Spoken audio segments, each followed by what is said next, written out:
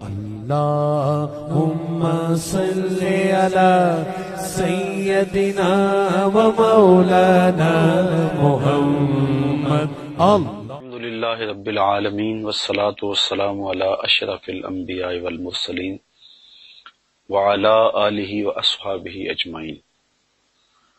قال اللہ تعالی وتبارک فی شان حبیبہ مخبرا وآمرا ان اللہ وملائکتہ یصلون علی النبی یا ایہا الذین آمنوا صلوا علیہ وسلموا تسلیما.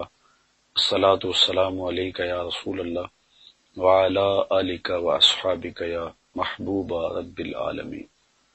تمام حمد و ثنا، تعریف و توصیف اللہ جل مجدہ الکریم کی ذات بابرکات کے لیے، جو خالق کائنات بھی ہے اور مالک شش جہات بھی.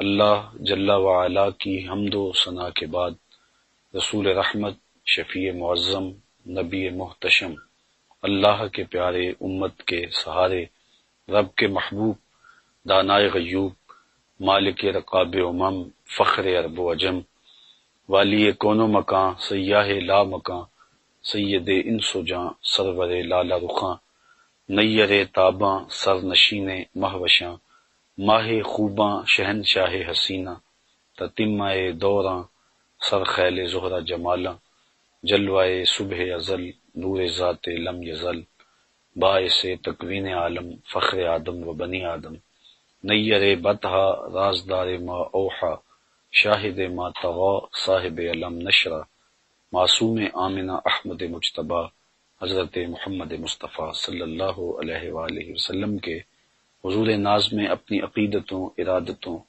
اور محبتوں کا خراج پیش کرنے کے بعد، علی مرتبت محتشم سامعین، السلام علیکم ورحمۃ اللہ وبرکاتہ.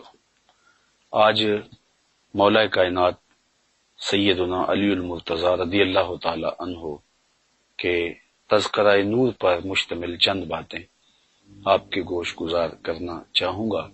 اللہ تعالی مجھے حق کہنے کی توفیق سے مالا مال کرے اور ہماری اس کاوش کو اپنی بارگاہ میں مستجاب کرے.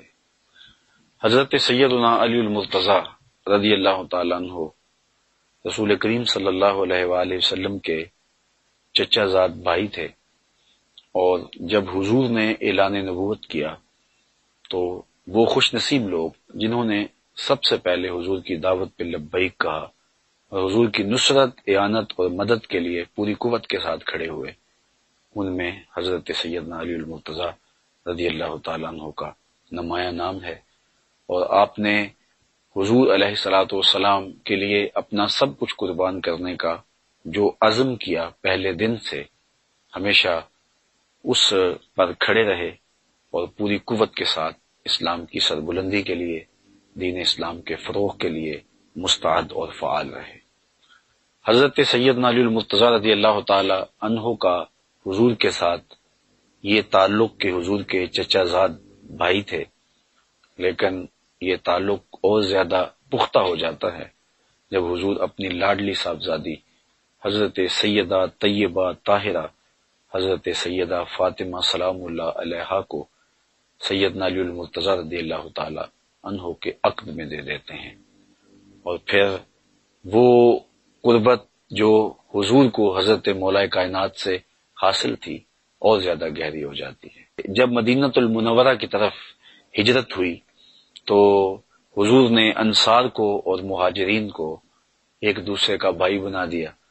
تو حضرت علی المرتضیٰ رضی اللہ تعالی عنہ کی باری آئی تو حضور نے انہیں اپنا بھائی قرار دیا. حضرت سیدنا علی المرتضیٰ کے مناقب، آپ کے فضائل پر مشتمل بہت احادیث ہیں جو کتب احادیث کے اندر موجود ہیں، لیکن حضور نبی رحمت صلی اللہ علیہ وآلہ وسلم نے حضرت علی المرتضیٰ کی محبت کو، آپ کے پیار کو پوری امت میں راسخ کرنے کے لیے ارشاد فرمایا. حضرت زید بن ارقم رضی اللہ تعالی عنہ سے مروی ہے، اور تھوڑے الفاظ کے فرق کے ساتھ یہ روایت دیگر اصحاب رسول سے بھی مروی ہے. تقریباً 30 اصحاب اس روایت کی شہادت دیتے ہیں کہ حضور علیہ الصلوۃ والسلام نے ارشاد فرمایا: من کنت مولاه فعلی مولاه، جس کا میں مولا ہوں اس کا علی مولا ہے۔ تو حضور نے حضرت علی المرتضی رضی اللہ تعالی عنہ کی محبوبیت کے لیے، آپ کے پیار کے لیے لوگوں کو آمادہ کیا اور ان کی محبت لوگوں کے سینوں میں، دلوں میں جاگزیں کی۔ حضرت ام سلمہ رضی اللہ تعالی عنہ سے مروی ہے، حضور نے ارشاد فرمایا لا یحب علی منافق ولا یبغضہ مومن، علی سے منافق محبت نہیں کر سکتا اور مومن بغض نہیں رکھ سکتا۔ حضرت علی المرتضی خود ارشاد فرماتے ہیں کہ اگر میں کسی مومن کی ناک پہ تلوار بھی مار دوں تو اس کے باوجود بھی وہ میرے ساتھ بغض نہیں رکھ سکتا، اور اگر کسی منافق کو میں خزانے بھی دے دوں تو وہ میرے ساتھ محبت نہیں رکھ سکتا۔ تو حضرت علی المرتضی رضی اللہ تعالی عنہ کی محبت یقیناً ایمان کی علامت ہے اور آپ کا بغض نفاق کی علامت ہے۔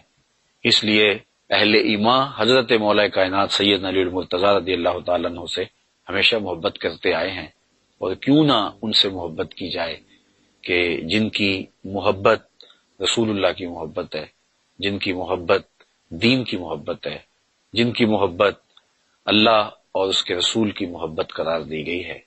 حضرت سیدنا علی المرتضی رضی اللہ تعالی عنہ کو حضور نے ہر مومن کا ولی قرار دیا۔ حضرت عمران بن حسین رضی اللہ تعالیٰ عنہ سے مروی روایت میں آتا ہے، حضور نے ارشاد فرمایا کہ ان علی منی وانا منہ وہو ولی کل مومن، کہ بے شک علی مجھ سے ہے اور میں علی سے ہوں اور وہ ہر مومن کا ولی ہے۔ حضرت سیدنا علی المرتضی رضی اللہ تعالی عنہ کو معیار حق ٹھہرایا، اور حضرت علی المرتضی کے حوالے سے قیامت تک آنے والے جو فتنے تھے ان کا ذکر بھی کرتے ہوئے حضور نے فرمایا، خود حضرت مولا کائنات اس حدیث کے راوی ہیں، فرماتے ہیں ایک دن حضور نے مجھے دیکھا اور فرمایا کہ تیری مثال حضرت عیسیٰ کی ہے۔ حضرت عیسیٰ کے معاملے میں آ کے دو طرح کے لوگ برباد ہو گئے، کچھ لوگوں نے ان کے ساتھ بغض رکھا حتیٰ کہ ان کی ماں پہ تہمت لگائی، وہ بھی برباد ہو گئے، اور کچھ لوگوں نے ایسی محبت کی کہ ان کے بارے میں وہ کہہ دیا جو وہ نہیں تھے، انہیں ابن اللہ کہہ دیا، اللہ کا بیٹا کہہ دیا، تو وہ لوگ بھی برباد ہوئے۔ حضرت علی المرتضی رضی اللہ تعالیٰ عنہ فرماتے ہیں میرے بارے حضور نے ارشاد فرمایا کہ تیرے معاملے میں آ کے بھی دو لوگ برباد ہوں گے، ایک محبت کر کے برباد ہوں گے، ایک بغض رکھ کے برباد ہوں گے۔ احباب ذی وقار، ہم نے دیکھنا ہے کہ ہم کہیں محبت میں گمراہ تو نہیں ہو رہے، اور یہ بھی ہم نے دیکھنا ہے کہ کہیں حضرت علی المرتضی رضی اللہ تعالی عنہ کے لیے دل کے کسی گوشے کے اندر کوئی بغض تو موجود نہیں ہے، حضرت مولا کائنات کا نام قلب کی تکلیف کا سبب تو نہیں ہے، اور یہ بھی دیکھنا ہے کہ ان کے ساتھ محبت کوئی اس طرح کا رنگ اختیار تو نہیں کر گئی کہ جن کی عظمتوں کے قصیدے زبان رسالت مآب صلی اللہ علیہ وسلم سے پڑھے گئے ہیں ہم ان کا بھی انکار کر دیں۔ تو حضرت سیدنا علی المرتضی کی ذات کو معیار ٹھہرایا گیا۔ حضرت سیدنا علی المرتضی رضی اللہ تعالیٰ عنہ کے حوالے سے حضور علیہ السلام کا روشن فرمان، انا دار الحکمت وعلی بابها، میں حکمت کا گھر ہوں اور علی اس کا دروازہ ہے، اور یہ بھی ارشاد فرمایا انا مدینۃ العلم وعلی بابها، میں علم کا شہر ہوں اور علی اس کا دروازہ ہے۔ تو حضرت سیدنا علی المرتضی حکمت کے دروازے ہیں، اور حکمت کے وہ موتی جو آپ کے دامن میں ہیں۔ آئیے تھوڑے وقت کے لیے کچھ موتی ہم بھی چنتے ہیں۔ حضرت سیدنا علی المرتضی رضی اللہ تعالیٰ عنہ فرماتے ہیں افضل الزہد اخفاء الزہد، بہترین زہد وہ ہے جس میں زہد کو مخفی رکھا گیا ہو۔ انسان اپنی عبادتیں، اپنی زندگی کے اعمال صالحہ جتنا مخفی رکھے گا اس قدر ہی اس کو اللہ کی رحمتیں نصیب ہوں گی، اور یہ اخفاء ہی اس کے زہد کا حسن ہے، اور یہی اس کے زہد کا جمال ہے۔ تو حضرت مولا کائنات نے افضل زہد اس زہد کو قرار دیا جس میں زہد کا اخفاء ہو۔ اور ایک دوسرے قول میں آپ ارشاد فرماتے ہیں اشرف الغناء ترک المنع، بہترین غنا یہ ہے کہ آرزوؤں کو ترک کر دیا جائے۔ آرزویں ترک نہیں ہوں گی، تمنائیں ختم نہیں ہوں گی، تو پھر انسان کھرب پتی ہونے کے باوجود بھی کنگال رہے گا۔ ہر وقت، ہر لمحہ، ہر لہجہ اس کی ہرس اسے بے چین اور مضطرب رکھے گی۔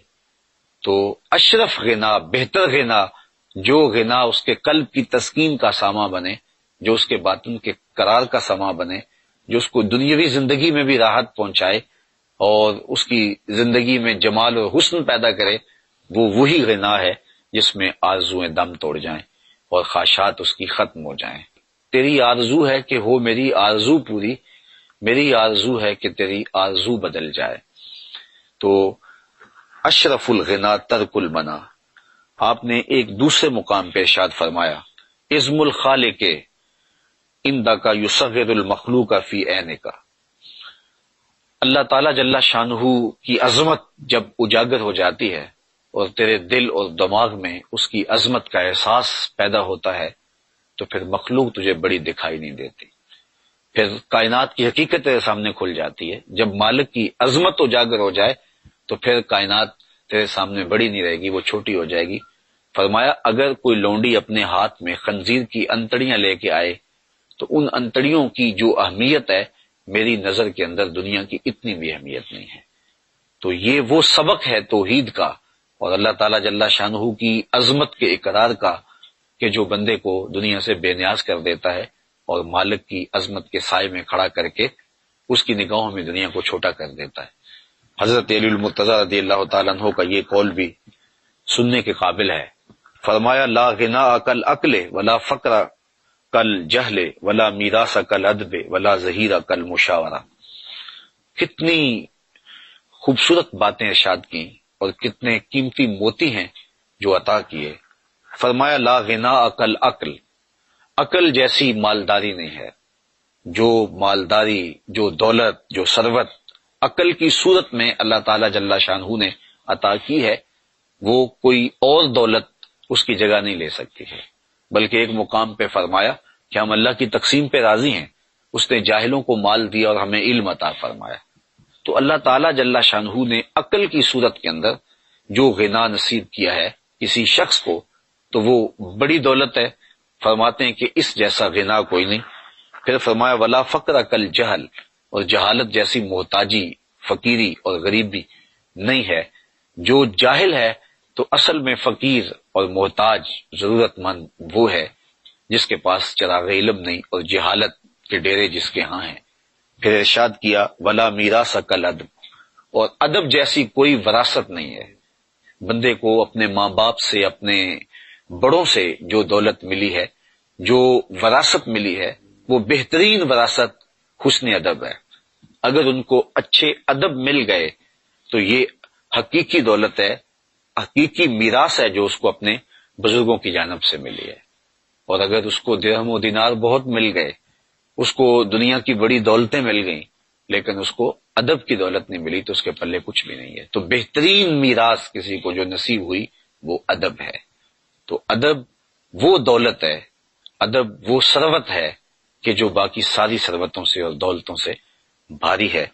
حضرت سیدنا علی المرتضیٰ رضی اللہ تعالیٰ عنہ نے چوتھی بات ارشاد فرمائی ولا ظہیرہ کل مشاورہ، مشاورت جیسا کوئی مددگار نہیں ہے۔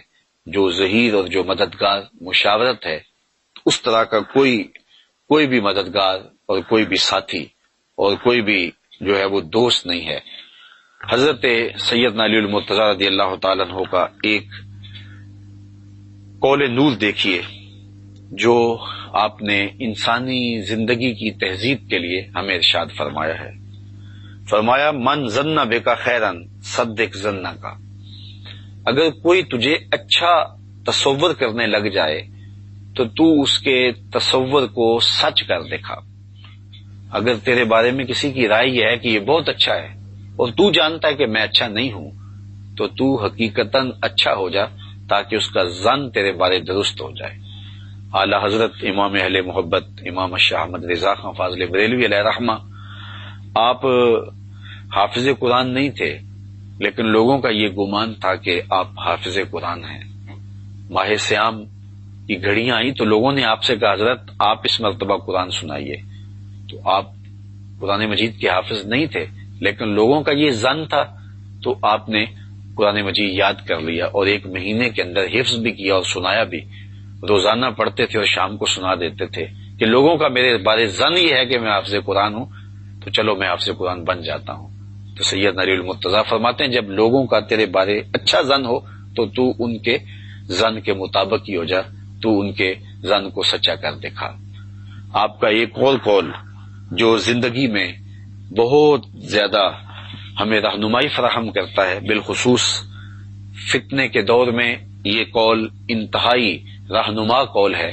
ارشاد فرمایا کن فی الفتنہ کابن اللبون لا زہر فیرکب ولا درع فیحلب، فرمایا تو فتنے کے زمانے میں اونٹ کے 2 سال کے بچے کی طرح ہو جا، نہ تیرے پہ سواری کی جا سکے اور نہ تیرا دودھ دھویا جا سکے، یعنی فتنے میں تو لوگوں کا فتنے میں مددگار نہ ہو اور ان کے لیے کسی طرح بھی تو معاون نہ بن پائے، تو فتنے میں اپنے دامن کو بچا کر کے محفوظ رہا جائے اور اپنی حفاظت کی جائے۔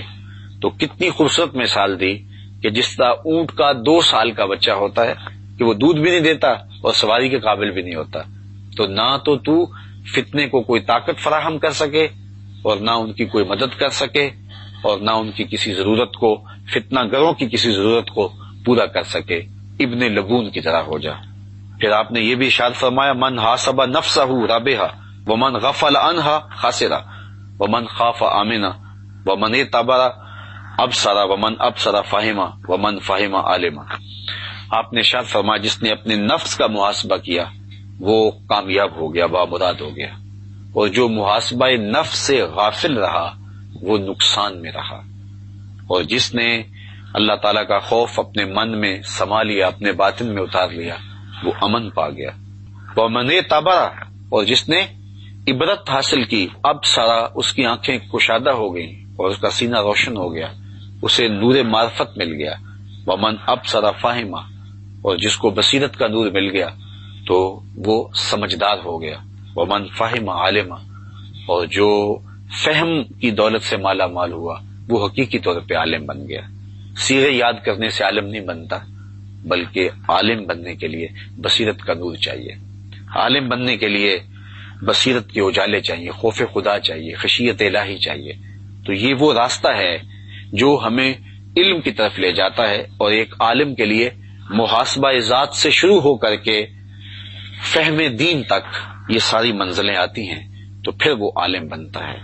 حضرت سیدنا علی المرتضیٰ رضی اللہ تعالی عنہ فرماتے ہیں من عظم صغار المصائب ابتلاہ اللہ بکبائرہا، جو چھوٹی مصیبتوں کو بڑا سمجھنے لگ جاتا ہے اللہ تعالیٰ جل شانہ اسے بڑی مصیبتوں میں مبتلا کر دیتا ہے۔ زندگی کے اندر مصیبتیں، آلام، مصائب ہمیں آتے رہتے ہیں، تو چھوٹی مصیبت آ جائے تو خم خواہ واویلا نہیں مچانا چاہیے، اور اگر چھوٹی مصیبت پر واویلا مچانے لگ جائیں گے تو پھر ایک دن آئے گا کہ اللہ بڑی مصیبتوں میں بھی ہمیں مبتلا کر دے گا۔ تو حضرت علی المرتضیٰ نے کتنا روشن قول ہمارے سامنے رکھا کہ اللہ کی طرف سے کوئی آزمائش آ جائے، امتحان آ جائے، اس کو صبر سے، حوصلے کے ساتھ اس امتحان کو، اس آزمائش کو گزارا جائے، تاکہ بڑی آزمائش سے، بڑی مصیبت سے بچا جا سکے۔ آپ کا ایک اور قول بھی دیکھیے، فرمایا تھوڑا سا شک دین بگاڑ دیتا ہے اور تھوڑی سی دنیا آخرت برباد کر دیتی ہے۔ تشکیک جب پیدا ہوتی ہے تو پھر دین نہیں رہتا۔ علامہ اقبال علیہ رحمہ نے بھی کہا تھا کہ غلامی سے بدتر ہے بے یقینی، تو بے یقینی جب روحوں میں، دلوں میں اترنے لگے تو پھر دین نہیں بچتا، دین باقی نہیں رہتا، اور تھوڑی سی دنیا داری آخرت برباد کر دیتی ہے۔ یہاں دنیا داری سے مراد خدا سے غافل ہونا ہے۔ چیز دنیا از خدا غافل بدن، علامہ رومی کہتے ہیں خدا سے غفلت کا نام دنیا ہے۔ سونے چاندی، کاروبار، یہ زندگی کے امور دنیا نہیں ہے۔ جب غافل ہوں گے تو وہ چاہے ہم ممبر پہ بیٹھے ہوں گے یا کعبے کا طواف کر رہے ہوں گے تو وہ دنیا داری ہوگی۔ تو ہم اپنے آپ کو غفلت سے بچائیں اور تھوڑی سی دنیا داری سے بھی اپنے آپ کو محفوظ رکھیں تاکہ آخرت کی بربادی نہ ہو۔ حضرت سیدنا علی المرتضیٰ رضی اللہ تعالیٰ عنہ کا ایک اور کو سنتے جائیے، فرماتے ہیں پرہیزگاری کے سوا حلم درست نہیں ہے اور طمع سے دین سلامت نہیں رہتا۔ جب پرہیزگاری موجود نہیں رہتی تو پھر طبیعتوں میں حلم پیدا نہیں ہوتا، اور جب کسی کی طبیعت میں طمع پیدا ہو جاتی ہے تو پھر دین سلامت نہیں رہتا۔ جب تما پیدا ہو تو پھر دین کی حفاظت کون کرے گا؟ تو حضرت سیدنا علی المرتضیٰ رضی اللہ تعالیٰ عنہ کے یہ نور اقوال ہماری زندگی کے تیور اور دھارے بدل سکتے ہیں، اور ہمیں ایک اچھا اور صالح انسان بننے کے لیے یہ قول ہمارے لیے رہنما ہیں اور روشنی ہیں۔ حضرت علی المرتضیٰ رضی اللہ تعالیٰ عنہ چونکہ شہر حکمت کے دروازے ہیں، اس لیے ہمیں انہیں زندگی گزارنے کا کامل اور مکمل نصاب دیا ہے۔ اس نصاب زندگی سے زندگی کا حسن کشید کیا جا سکتا ہے اور زندگی کی بہتریاں تلاش کی جا سکتی ہیں۔ اللہ ان کے نقوش پاک کی برکتیں روحوں میں اتار دے۔ وآخر دعوانا الحمدللہ۔